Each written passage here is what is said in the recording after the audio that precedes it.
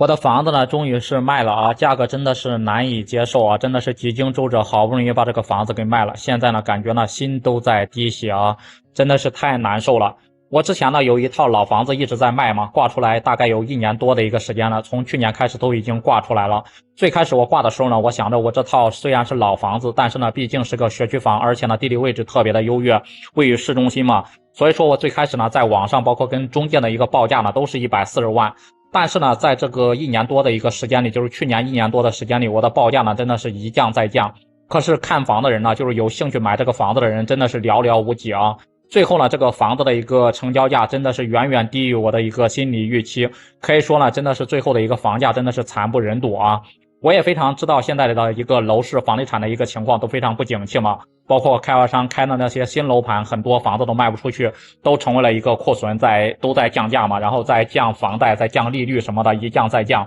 房价呢也是一直在下跌，你包括新房都卖不出去，你就更别提二手房了，二手房跌的更多。所以说一开始我挂出来的时候呢，我真的是没有多要啊，基本上就是140万，非常实惠的一个价格，跟我当时买房的价格已经差不多了。你包括在2017年，我这套房子呢，有人已经问过了，是要200多万买我的房子，我当时都没舍得出手。现在呢，我仅仅只挂了140万。我感觉呢，我还是算一个比较诚信或者是比较那个善良的一个卖家吧。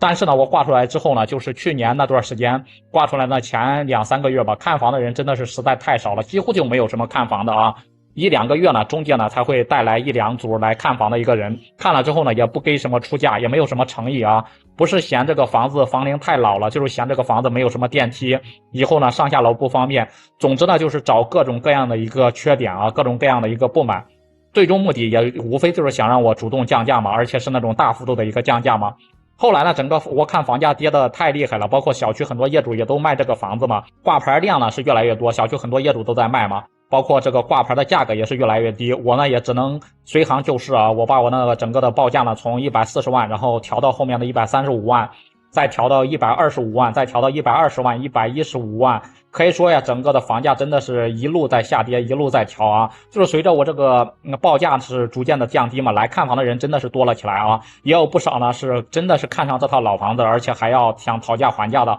但是呢，给出来的价格真的是低的离谱，真的是让我感觉三观都感觉都不敢接受啊！就是报个80万什么，报个90来万，还有的呢直接上来就砍到70万啊，从140万直接对半砍到70万。我感觉这种人呢，一看都没有什么诚意，也不是真心想买，就是想着呢趁机呢狠狠的砍上一刀，成了就成了，然后不成了，反正自己也没有什么损失嘛，就是这种闹着玩的一样的。后来呢，中介就告诉我们这个老小区啊，包括同户型、同面积的一个房子，还有别人的楼层呢，也是比我好，还卖不到100万。如果说呢，我想把这个房子尽快的卖出去，想尽快的套现，就让我继续呢调低这个报价。我就问这个中介，那你说报多少合适呢？中介说呢，如果你真的着急卖，直接就不要什么100万了，直接就把你这个房子挂90万得了。我当时听了之后，我真的是非常犹豫啊，这个价格真的是实在太低了，真的是远远超过我的一个预期。还有的中介呢就跟我说，如果说呢我愿意出双倍的一个佣金，就是卖出去一套房子呢，给他2倍的一个佣金，就够我卖力的一个推广，不仅呢卖的价格会高一点，然后包括成交的速度呢也会更快。我心想这都是什么事情啊？这不是趁火打劫吗？不能惯他们中介这个臭毛病。然后呢，就一口把他给回绝了，然后也把他的微信给拉黑了啊！我不想跟这种人做买卖。然后呢，就在年前，家里面突然出了点急事嘛，就是着急用钱，非常急着用钱，也跟七大姑八大姨亲戚借过来借过去，朋友也都没有借到什么钱，我就狠心咬牙，直接呢把这个房子呢是降了20万，然后报价95万。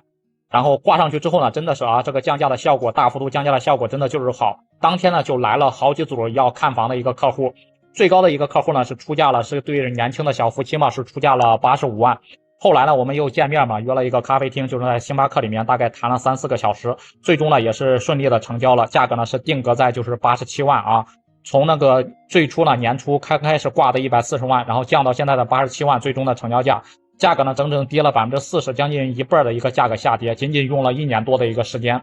我感觉现在我的心呢真的是在滴血啊，真的是亏大发了。所以说呢，现在呢，如果大家说不着急用钱的话呀，还是暂时不要想着卖房子的。现在市场上面的二手房实在是太多了，根本就卖不上价去啊！现在完完全全就是那个买房的市场。建议大家呢可以先等一等。最近你像这几年国家都出台了强有力的一个楼市的一个刺激政策，说不定呢过2年房价呢就会触底反弹，有没有可能会像2017年，是不是就能吃一波这个的红利啊？不知道大家对此是怎么看的？大家这几年有没有卖房的一个打算？大家觉得我这个房子是卖亏了还是值了？也欢迎在评论区里面留言讨论。